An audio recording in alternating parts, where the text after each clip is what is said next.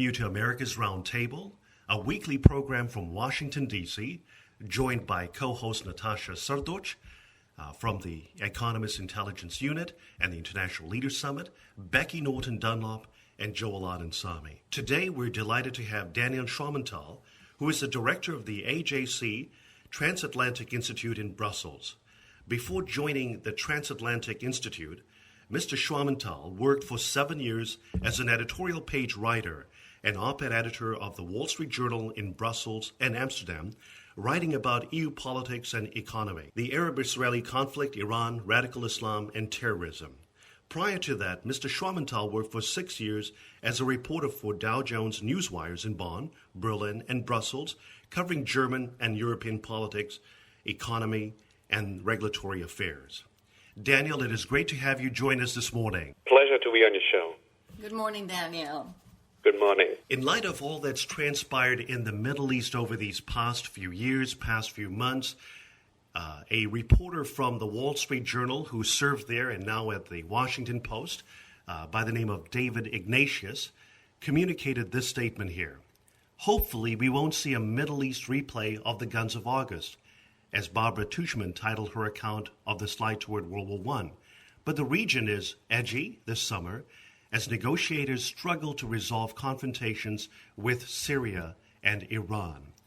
Daniel, we know that you have written extensively about what is transpiring in the Middle East, and we would just very much like to hear your perspective on what is transpiring in Syria as well as in Egypt. And also we'll certainly take time to cover the issues in Iran. These are, of course, three important areas. And if I may, I would actually prefer starting off with Iran, which is the greatest national security threat to the United States and to the Western world, and, of course, to Israel as well. The negotiations that have restarted after more than a year have not led to any real progress. Even though the negotiators have made quite positive offers to Iran that actually would have been too beneficial, in my view, for them. But we haven't seen any progress here. And it's in the meantime, Iran is racing towards the development of a nuclear weapon, and time is running out. It's been looked upon as sort of a sham negotiations. And on the Iranian front, David Ignatius mentions that the effort, which has been backed by the 5 permanent members of the UN Security Council and Germany with meetings that have taken place in Istanbul, Baghdad, and Moscow, have really produced little beyond an exchange of paper. Do you see any specific resolution to this whole process here? Well, we really hope to see a diplomatic resolution to avoid any escalation of military confrontation. The problem is, though, that the sanctions that have been ramped up so far have definitely hurt the Iranian economy, but they seem to not to have changed the decision-making process in Tehran. Iran seems to be willing to accept the economic pressure and is even accelerating its nuclear program. And the Western negotiators certainly are engaged in serious, real negotiations, not in sham negotiations. The question, though, is whether that is true for the Iranians. And our experience with Iran over, negotiations that are now on and off, been going on for almost 10 years now, show that the Iranians so far have used the negotiations always to simply gain more time in the development of nuclear weapons. So I'm afraid that at the moment it looks rather dim that the negotiations could lead to a real breakthrough. And but if we want to have any chance to actually achieve a diplomatic solution, we need to ramp up sanctions. Unfortunately, I think we also need to make it very clear to Iran that the military option is indeed a realistic option that would be used if all other means fail. And paradoxically, the clearer and more persuasive the military threat is, the less likely it will be that military action will be necessary, because, in my view, only a clear military threat combined with economic pressure can persuade the regime in Iran to actually engage in meaningful negotiations and come to an agreement.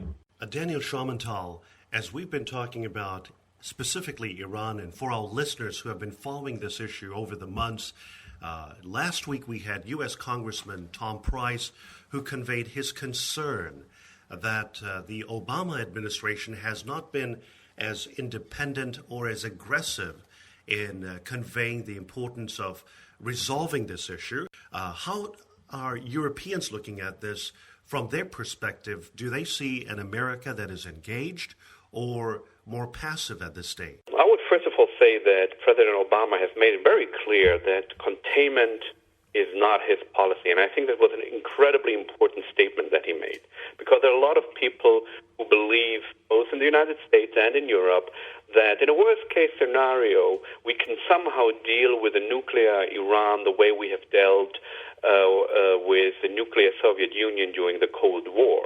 Now, that assumption, unfortunately, overlooks some key differences between a nuclear Iran and the Cold War standoff. First of all, Iran is a radical Islamist state where the threat of mutual assured destruction may actually not really be a deterrent, but much more of an incentive. As the eminent scholar Bernard Lewis said, this is a regime where key members believe in a messianic figure, the hidden imam, whose return could be triggered by man-made apocalypse. So the idea of trying to do this here through the policy of containment is deeply flawed. And there are a number of other issues that would make such a policy very difficult. It would, first of all, trigger a nuclear arms race in the Middle East. We would not have only one nuclear player, Iran, but a multitude. Egypt, Saudi Arabia, other countries would probably follow with their own nuclear weapons.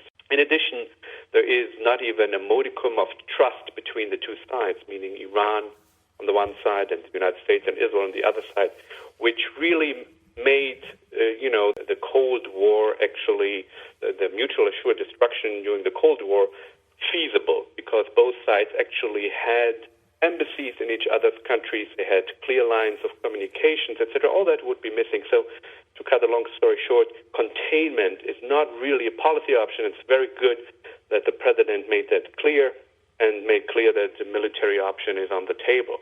How the Europeans see this, I think they are quite engaged now in these negotiations. The new EU foreign policy chief, Lady Ashton, is actually the lead negotiator here. And it is true that actually until fairly recently, it was Europe that was lagging behind in these efforts to resolve the issue. Europe was very reluctant in implementing tough sanctions. It has now come around. Since July, we have an oil ban, an EU oil ban against Iran. So we will see how this develops. But one thing is clear, that it's crucially important that both the United States and Europe remain united on this question. In regard to our listeners, Daniel, from their perspective, there has been somewhat of a fatigue with all that has transpired in the various countries' involvement in Iraq and Afghanistan. From your perspective, what would you communicate to American listeners in regard to Iran? I can understand the fatigue particularly the fatigue with potentially another military engagement in the Middle East. But I would like to tell our listeners that this is an issue that is extremely dangerous. Since the Islamic Revolution in 1979, Iran has declared the United States to be the great Satan. Israel is actually only the little Satan. The ideological arch enemy for Iran is the United States, and it has Iran as the world's greatest sponsor of international terrorism through its proxies, Hamas and Hezbollah, through its involvement and support for terrorists and insurgents both in Iraq and in Afghanistan and around the world, has facilitated the killings of hundreds of American soldiers and other allied soldiers. Just a month or two ago, a few months ago, it transpired that Iranian agents wanted to blow up a Washington restaurant full of American citizens in order to assassinate the Saudi ambassador. Iran is an extremely dangerous regime. It is working on all elements of a nuclear weapon, and that includes not just enriching uranium, but working on triggerheads, on warheads, and on the delivery system, which, in other words, on missiles. And the Pentagon, we should say, the Bloomberg News just published an article about a Pentagon report that shows that Iran is making great progress on improving its missiles, and that by the year 2015, Iran could have intercontinental ballistic missiles. In other words, missiles that could reach the United States. So this is an issue where, unfortunately, we cannot simply turn around and say this is not our business. We have, big problems at home, which is true. There are big problems also at home, but unfortunately, we cannot ignore this threat, and the Iranians will not stop considering the United States its enemy simply because U.S. attention is diverted elsewhere. We are joined by Daniel Schwammenthal, who is the director of the AJC Transatlantic Institute in Brussels. For our listeners who have just joined us, Daniel Schwammenthal joined the Transatlantic Institute, and prior to that worked for 7 years as an editorial page writer and op-ed editor for the Wall Street Journal Europe in Brussels and Amsterdam. Daniel, you mentioned that sanctions should be ramped up. Are sanctions really implemented? Because from one perspective, we have allies and non-allies, or let's say Western countries, and those that are maybe not upholding sanctions with Iran. And when you come to Western countries, there are certain individual nations, they continue doing business with Iran in their oil industry, in their arms industry, in their banking industry. What would your message be? How do we come with a single voice from the Western world to uphold the sanctions? And how would we bring the rest that is also in danger, the rest of the world that are maybe not considered the immediate allies, but to really also uphold the sanctions against Iran? Right. Very good question. It's a very difficult issue. If we just look, first of all, at the sanctions that have now been imposed by the European Union, imposing an oil ban, a ban on purchasing Iranian oil. The problem with all these types of sanctions is that there is, of course, always an opportunity for sanctions busting, for Iranian shell companies posing and selling goods that are, in theory, sanctions, but because these companies are not on the sanctions list, trade continues, and then it takes a while for Western countries to realize that this is a shell company in the service of a sanctioned company, etc., etc.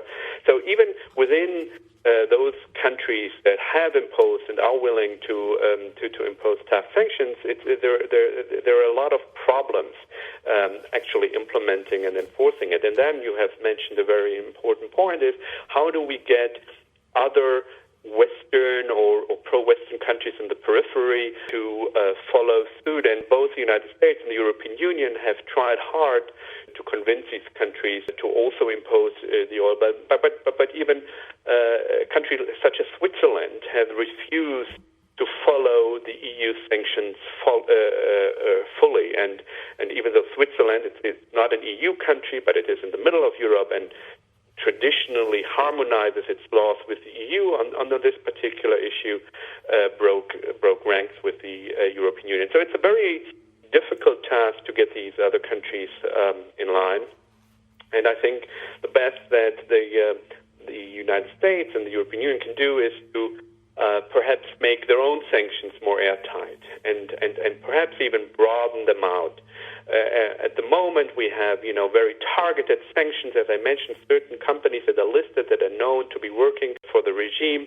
And as I said, this whole game of shell companies, etc., makes this very difficult. So perhaps what we need is a much broader blanket on doing business with Iran. And I would like to underline the goal here is not to punish ordinary Iranians. Unfortunately, this is very often a side effect, but the Iranian people are actually the first victims of the Iranian regime. And as we are talking about the nuclear issue, we should not ignore the tremendous human rights violations committed by this regime against its own people. Homosexuals who are being hanged on cranes, women who are being stoned to death, opposition members who are imprisoned and tortured and killed. It's just horrendous what's going on in Iran, also internally, which gives you an idea of what its foreign policy would be like once it has a nuclear weapon. So the goal really is not to punish the Iranian people, but to bring the Iranian regime to a point where perhaps the cost-benefit analysis for the regime will be such that it will decide to, if not abandon, at least hold its program. And unfortunately, what we have seen, despite the tremendous improvements and the tremendous acceleration of sanctions, we are not at that point yet where the Iranian regime considers the situation as unbearable.